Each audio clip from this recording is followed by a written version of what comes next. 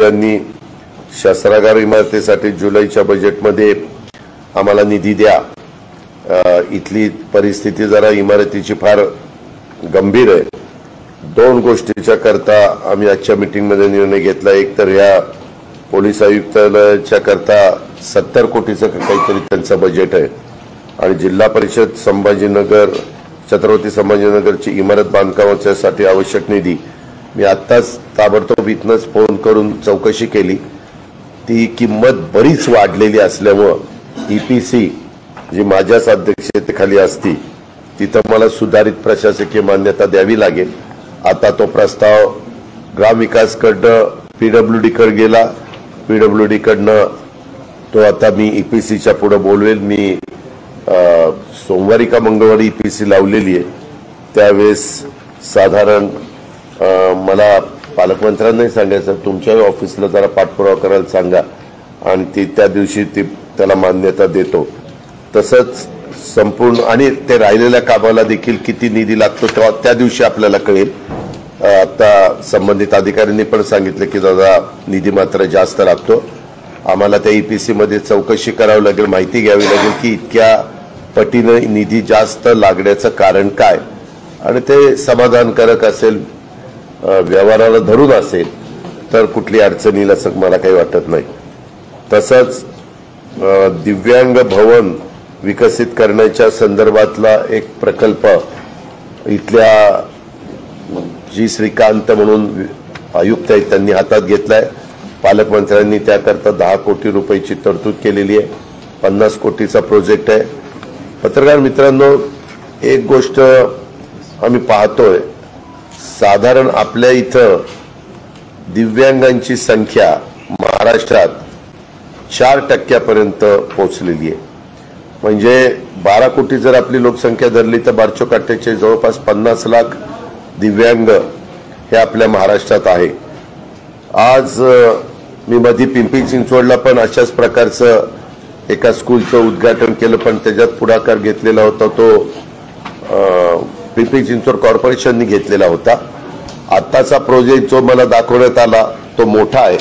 साधारण 50 कोटीचा प्रोजेक्ट करायचं म्हटलं तर प्रत्येक विभागाला उद्या वोटर अकाउंट आहे फेब्रुवारीत, परंतु जुलैमध्ये साधारण 6 ठिकाणी तरी हे दिव्यांग भवन अशा पद्धतीनं उभे करायचे। जे श्रीकांत तुम्ही नाव काय दिले त्याला? दिव्यांग भवन ते करायचं आणि त्याची नितांत गरज आहे आणि त्यामुळं ही बाब प्रकर्षाने आमच्या सगळ्यांच्या समोर आलेली आहे।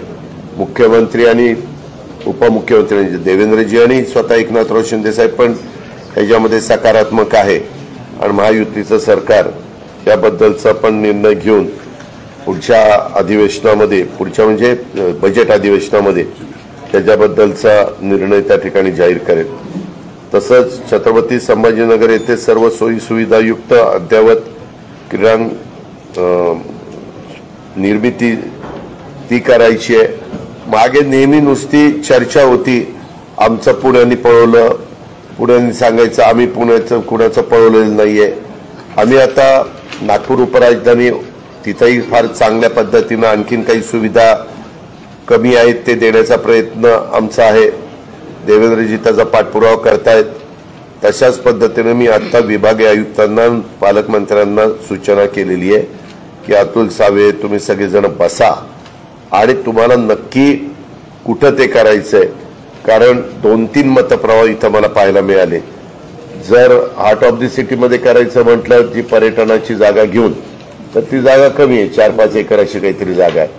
परंतु जरा वेगळ्या पद्धतीनं करायचं म्हटलं तर त्याला जागा जास्त लागेल। ती पण जागा आता पालकमंत्री म्हणले आहेत आमच्याकडे, सावे पण म्हणले आहेत। मी म्हणलं तुम्ही आता तुमच्याकडे मार्च, एप्रिल, मे 3 महिने हातात आहेत, एकदा तुम्ही त्या निर्णयाप्रती या। संजय बनसोडे हे इथले मराठवाड्यातलेच आहेत, ते क्रीडा मंत्री आहेत आणि तुम्ही एकदा ठरवा। राजेश देशमुख म्हणून क्रीडा आयुक्त आलेले, ते पूर्वी माझ्याकडे 4 वर्ष कलेक्टर होते, फार चांगला अधिकारी आहे, त्यांनाही त्याच्यामध्ये विश्वासात घ्या आणि कशा पद्धतीनं पाहिजे तुम्हाला ते सांगा, त्याला निधी देण्याची आमची तयारी। कारण आता थोडंसं ठोस असं काही उत्तर मला त्याच्यातनं मिळालं नाही आणि म्हणून तशा पद्धतीनं निर्णय आम्ही घ्यायचं ठरवलेलं आहे। छत्रपती संभाजीनगरमध्ये शहरात भूमिगत लाईट व्यवस्था व ड्रेनेज व्यवस्था वाढवण्याला प्राधान्य द्यायचं। मी तर आयुक्तांना म्हणालो की तुम्ही तशा पद्धतीने प्रस्ताव पाठवा। बऱ्याचदा केंद्र सरकारच्या पण योजना असतात की त्याच्यात ती शहरं, आणि हे तसं महत्वाचं शहर आहे, ह्याला एक वेगळा इतिहास आहे, त्याच्यामुळं ह्या शहराला देण्याच्या करता आपल्याला प्रयत्न करता येतील। महाराष्ट्रातली काही शहरं झाली, परंतु आपल्याकडं अंडरग्राऊंड केबलचं प्रमाण पर्सेंटेजमध्ये फार कमी आहे, आणि तीच गोष्ट साधारण अंडरग्राऊंड ड्रेनेजच्या बाबतीत आहे। चहूबाजूनी छत्रपती संभाजीनगर वाढत असताना जवळपास 50% अजून आपल्याला इथं अंडरग्राऊंड ड्रेनेजची गरज आहे, तर त्याचाही प्रस्ताव आम्ही आयुक्तांना करायला लावला। आणि तिसरं, बरेच वर्ष पिण्याच्या पाण्याचं जे काही दुखणं आहे त्याच्या संदर्भामध्ये सॉफ्ट लोन दिलं, तरी आज अतुल सावेंनी सांगितलं ते दिलं तरी आमची तेवढी परतफेड करण्याची तयारी नाहीये। तर शेवटी त्याच्यातनं कसा मार्ग काढायचा तो मुख्यमंत्री, उपमुख्यमंत्री आणि मंत्रिमंडळाच्या स्तरावरच काढला जाईल, पण त्याच्यातनं मार्ग तर काढावाच लागेल, हे त्रिवार सत्य आहे। म्हणजे छत्रपती संभाजीनगर शहर पाणी पुरवठा योजनेच्या संदर्भातलं। तसंच आता महाराष्ट्रामध्ये बऱ्याचशा धरणांमध्ये पाण्याची पातळी कमी होत चाललेली आहे। जवळपास 50% धरणांमध्ये पाण्याची पातळी कमी झालेली आहे। आपण फेब्रुवारी एंडला आलोय। मार्च, एप्रिल, मे, जून हे 3-4 महिने फार महत्वाचे आहेत, आणि त्याच्यामध्ये फार अलर्ट आमच्या प्रशासनाला राहावं लागणार आहे। लोकप्रतिनिधींना सतत तिथं लक्ष द्यावं लागणार आहे। त्याच्याकरता कुठल्याही निधीची कमतरता आम्ही पडू देणार नाही, हेही तेवढंच सत्य आहे। पण ह्याच काळात नेमक्या लोकसभेच्या निवडणुकाचा प्रचार आणि रणधुमाळी चालू राहणार आहे, त्याकरता प्रशासनाने फार तिकडचं काम बघत ह्या कामाला पण तेवढंच प्राधान्य दिलं गेलं पाहिजे। आपल्या इथं साधारण सोयगाव आणि छत्रपती संभाजीनगर ह्या 2 तालुक्यातले 19 महसूल मंडळं ही त्याच्यामध्ये दुष्काळाच्या बाबतीमध्ये अडचणीत आलेली आहेत, आणि त्याच्याबद्दलचा निर्णय राज्य सरकारवर घेतलेला आहे। एकंदरीत राज्यामध्ये 40 तालुके दुष्काळ म्हणून जाहीर केलेले, आणि त्याच्यात मग काही आमदार महोदयांनी सांगितलं, मंत्री महोदयांनी सांगितलं की बाबा आमचा तालुका नाही परंतु आमचं महसूल मंडळ आलेलं आहे, तर मग त्याच्यातनं संख्या काढली तर ती जवळपास 1800-1900 पर्यंत गेलेली आहे। त्याच्यात आपली 19 आहे, आणि दुष्काळ सदृश परिस्थिती असणारे आपले एकंदरीत 7 तालुके आहेत, त्याच्यात 50 महसूल मंडळ एकूण, म्हणजे मी मगाशी 2 सांगितली, 2 तालुक्यातली 19 आणि 7 तालुक्यातली मिळून साधारण 50 अशा पद्धतीनं महसूल मंडळ त्याच्यात दुष्काळ सदृश परिस्थितीत आली, आणि त्यांचाही GR निघालेला आहे की तिथं काय काय सवलती आम्ही देणार आहोत। तसंच आता टँकरची व्यवस्था 128 गावामध्ये आणि 29 वाड्यामध्ये 189 टँकर त्या ठिकाणी चालू आहेत, आणि जसं लोकांची डिमांड येईल तसं चारा डेपो असतील, कारण लगेच काही चारा छावण्यामध्ये लोक स्वतःचं जनावर पाठवतील असं मला वाटत नाही। अजूनही काही भागामध्ये सहकारी साखर कारखाने चालू आहेत, त्याच्यावर त्याचाही वाढ उपलब्ध आहे। अजून काही काळाकरता कारखाने चालतील, आणि मधल्या काळात आम्ही जिथं पाणी उपलब्ध आहे तिथं रब्बीच्या निमित्तानं ग्रीन फॉडर करा, कडवळ, मकवान, आणि त्याला बियाणं वगैरे पण आम्ही दिलं, त्याला प्राधान्य त्या बाबतीमध्ये दिलेलं आहे। अशा पद्धतीनं ह्या दुष्काळाला सामोरं जाण्याच्या करता कुठलीही कमतरता भासू द्यायची नाही, अशा प्रकारे केंद्र सरकारने पण आम्हाला कळवलेलं आहे की त्यांचं पण पूर्णपणे मदत आणि सहकार्य राहील, आणि त्याच धर्तीवर आपल्या महाराष्ट्राच्या मुख्यमंत्र्यांनी, उपमुख्यमंत्र्यांनी, त्यांच्या सगळ्या सहकार्यांनी पण ठरवलेलं आहे। तसंच मधल्या काळामध्ये कांदा निर्यातीच्या बद्दल काही वेगळा निर्णय झालेला होता, त्याच्यात शेतकऱ्यांची खूप नाराजी होती, पण मी आपल्याला स्पष्ट सांगतो की आम्ही सतत त्याचा पाठपुरावा करत होतो। मध्ये पंतप्रधानांचा एक कार्यक्रम नाशिकला झाला, स्वामी विवेकानंदांच्या जयंतीच्या दिवशी एक युवा महोत्सव आपण केलेला होता। हा चांगला युवा महोत्सव तिथं झाला आणि त्याला स्वतः प्राईम मिनिस्टर आले होते, तेव्हाही आम्ही कानावर घातलेलं होतं आणि अमित भाईंच्याही आम्ही कानावर घातलेलं होतं। शेवटी ते कांदा निर्यात बंदी उठवली, परंतु उठवल्यानंतर पुन्हा आम्ही सगळ्यांनी समाधान व्यक्त केलं आणि पुन्हा लगेचच वेगळा आदेश आला की ती नाही उठवली। परंतु मग पुन्हा आम्ही कॉन्टॅक्ट तिकडे केला। मग आता त्यांनी काही हजार मेट्रिक टन कांदा निर्यात करायला परवानगी दिलेली आहे। त्याच्यामुळं भाव स्थिर राहायला निश्चितपणे मदत होईल असं आम्हाला वाटतं आणि आमचं सगळ्यांचं लक्ष आहे, आम्हाला त्याच्यात कुठल्याही प्रकारचं राजकारण करायचं नाही। शेतकऱ्याला आमच्या बळीराजाला मदत झाली पाहिजे, हीच आमच्या सगळ्यांची आणि सरकारची भूमिका आहे। तसंच सोयाबीन आणि कापसाच्या संदर्भातले भाव एकदमच खाली आले, म्हणजे जो त्याचा मिनिमम दर ठरवलेला होता त्याच्यापेक्षा भाव खाली आले, तर जास्त केंद्र सुरू करावीत तशा प्रकारचा निर्णय आमचा झालेला आहे आणि त्याच्या संदर्भामध्ये पणन विभागाला आणि कृषी विभागाला सूचना दिलेल्या आहेत की तुम्ही वेगवेगळ्या भागामध्ये, कारण केंद्राने जो दर राज्य केंद्र सरकारने ठरवून दिलेले आहे त्या दरामध्ये एकदा खरेदी सुरू केली किंवा आपोआप भाव व्यापारी त्याच्यावर थोडे का होईना नेतात आणि जर खरेदी नाही सुरू झाली तर मग खाली भाव येतात। हा साधारण पद्धत आपण पाहतो, म्हणून त्याही संदर्भात त्या घटकाला मदत होण्याच्या दृष्टिकोनातनं आम्ही निर्णय घेतलेला आहे। तसंच पत्रकार मित्रांनो, तुम्ही बघताय काल परवापासून महानंद ही डेअरी ही राज्यस्तरावरची डेअरी होती।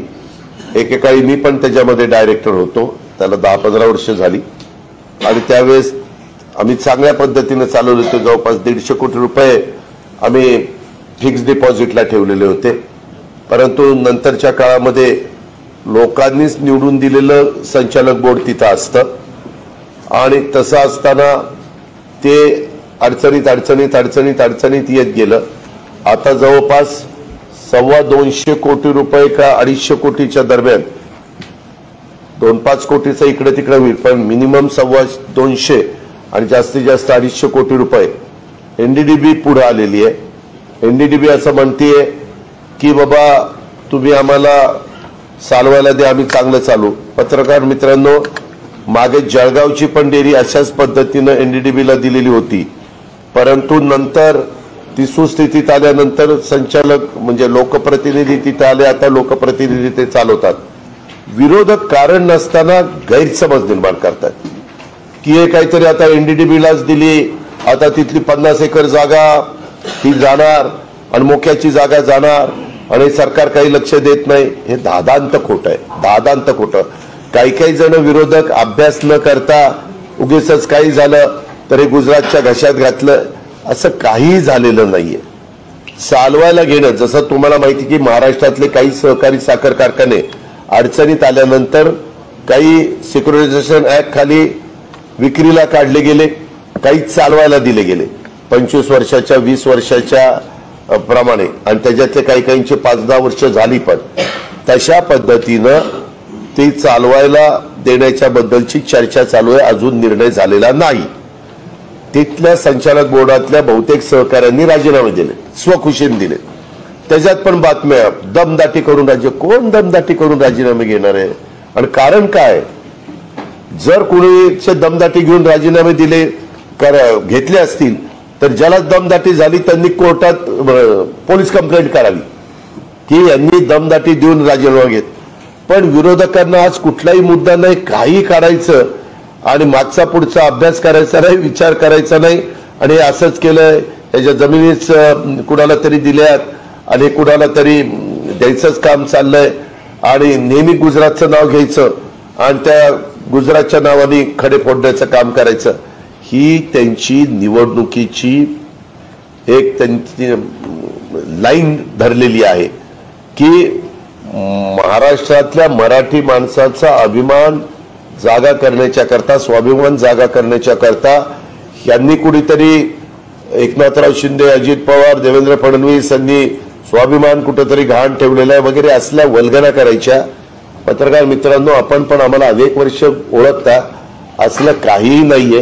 हे निव्वळ काहीतरी थोतांड उभं करतात आणि लोकांच्या मध्ये गैरसमज निर्माण करतात. मी अतिशय जबाबदारीनं आमच्या मंत्रिमंडळातले 2 सहकारी माझ्या बाजूला बसलेले सगळ्यांच्या देखत मी सांगतो, ह्याच्यात काही तथ्य नाहीये. एनडीडीबीचं अजून त्यांनी असं आम्हाला सांगितलेलं की जेवढा काही तोटा आहे तो तोटा भरून काढावा आणि म्हणजे तेवढ्यात आम्हाला भागभांडवल किंवा काही म्हणून द्यावं सरकारने, मग आम्ही ती चालू. मॅनेजमेंट तिथं दुसरी असली पाहिजे असंही त्यांनी सांगितलं. म्हणजे ते दुसरी म्हणजे त्यांची असली पाहिजे. उद्याच्याला ज्यांना चालवायचं आणि आपण अनेक दिवस अनेक वर्ष हे लोकांनी दिलेल्या दूध उत्पादक शेतकऱ्यांच्या प्रतिनिधींना तिथं संधी दिली, पण ते अपयशी ठरले. मधल्या काळामध्ये दुधाचे दर आता नाही, त्याच्या आधीच्या काळात उतरले, तेव्हा दुधाची पावडर तयार करायला आपण प्रोत्साहन दिलं. त्याच्यातनं काहीशे कोटी रुपये राज्य सरकारने खर्च केले. पुन्हा त्याची पावडर देखील त्यांनाच दिली, तेही पैसे महानंद सुस्थितीत यावं म्हणून दिले. ज्या ज्या ठिकाणी राज्य सरकारनं करोडो रुपये देऊन महानंदाची ऊर्जित अवस्था आणायला पाहिजे होती, तशा प्रकारचा सगळा प्रयत्न केला गेला. पण त्याच्यात संचालक बोर्ड कमी पडलं, मॅनेजमेंट कमी पडली, म्हणून हा प्रसंग निर्माण झालेला आहे. आणि त्याच्यामध्ये दूध उत्पादक शेतकऱ्यांचं हित महाराष्ट्रातल्या आणि महाराष्ट्राचं हित, मराठी माणसाचं हित हे लक्षामध्ये घेऊनच राज्य सरकार पुढचा निर्णय घेईल. आता आपल्याला काय विचारायचं असेल तर विचारा. मी सांगितलं ना की महानंदानी मागणी, महानंदला नाही, महानंदला बऱ्याचदा पैसे देऊन झाले. एनडीडीबीनी काय प्रस्ताव दिला, कारण आता मॅनेजमेंट तिथंच होती, म्हणजे निवडून आलेलंच बोर्ड होतं. त्यांनी आता त्यांच्या लक्षात आलं की बरेच महिने कामगार आणि अधिकाऱ्यांचे पगार पण तिथं झालेले नाही, ही पण तिथली एक समस्या आहे. अशा सगळ्या गोष्टी आहेत. तर त्याबद्दल दूध उत्पादक शेतकरी केंद्रबिंदू मानून जे काही राज्याच्या त्या शेतकऱ्याच्या हिताचा असेल तसा निर्णय आम्ही घेऊ. बैठकीच्या सुरुवातीला तुम्ही निधी खर्चाबाबत नाराजी व्यक्त केली. सोबतच सप्टेंबरमध्ये जी मंत्रिमंडळाची बैठक झाली होती 45,000 कोटीचा, त्याचाही काही आढावा घेतला? त्याचा आढावा इथं घेतला नाही. त्याच्या संदर्भामध्ये काही दिवसापूर्वी पालकमंत्री महोदयांनी सांगितलं की सुधीर मुनगंटीवार साहेबांनी त्याचा आढावा घेतला. मराठवाडा मुक्ती संग्रामाच्या संदर्भातली जी काही बैठक इथं झालेली होती त्याची, आणि आता मी त्यांना असं केलं की आता ती बैठक झालेली आहे, तर एक बैठक त्यावेळेस मुख्यमंत्री पण म्हणले होते की त्यांच्याही अध्यक्षतेखाली घेणार आहेत. तर आता आम्ही मुंबईला गेल्यानंतर सीएम साहेबांना विनंती करणार आहे, अधिवेशनाचे 4-5 दिवस चालतात, त्यावेळेस सतत काही आतमध्ये काही सगळ्यांनाच काम असतं असं नाही, त्यावेळेस तिथं बैठक घ्यायचं आमचं ठरलेलं आहे. सर, शहर पाणी पुरवठा योजनेसाठी आर्थिक मदत आपण देणार आहात, त्याचं काय धोरण ठरलं? नेमकं अनुदानाच्या स्वरूपात देणार की कर्जाच्या स्वरूपात देणार? हो का, आता सध्या यांना कळवलेलं आहे सॉफ्ट लोनच्या संदर्भात. त्यावेळेस इथल्या अतुल सावे मंत्री महोदयांनी सांगितलं ते सॉफ्ट लोन जरी असलं तरी आम्हाला ते लोन म्हणलं की कांगावर काटा येतो, आमची काही प्रीपेमेंट करण्याची तेवढी क्षमता नाहीये. आता त्याबद्दल राज्य सरकार नेहमीच सगळ्या साकल्याने विचार करून त्या शहराचं हित कशात आहे. आमचं एवढंच म्हणणं आहे की बाकीची शहरं आपापल्या परीनं काम करत असतात. जिथं उत्पन्नच कमी असेल तिथं राज्य सरकार सहकार्य करतं, केंद्र सरकार सहकार्य करतं. मधल्या काळामध्ये स्मार्ट सिटीच्याही निमित्तानं देशातली वेगवेगळ्या शहरांना मदत झाली, तशी आपल्याही छत्रपती संभाजीनगरला झाली. याचा अनुभव आपण घेतलेला आहे. त्याच्यात आम्ही व्यवहारी मार्ग काढू. दुष्काळाच्या अनुषंगाने महाराष्ट्र सरकारनं जे केंद्राला मेमोरंडम दिलेलं होतं 3,000 कोटी, त्याच्यात काय पुढे झालं ते कळतच नाही. त्याच्यामध्ये एक कमिटी असते, तिथल्या समिती ते प्रत्येक गोष्ट ऐकत आहेत. कमिटी ती नाही, ती पाहून गेलेली कमिटी वेगळी आणि मंत्रिमंडळातल्या एखाद्या व्यक्तीच्या अध्यक्षतेखाली कमिटी असते ती वेगळी. ती अमित शाह साहेबांच्या अध्यक्षतेखाली आहे.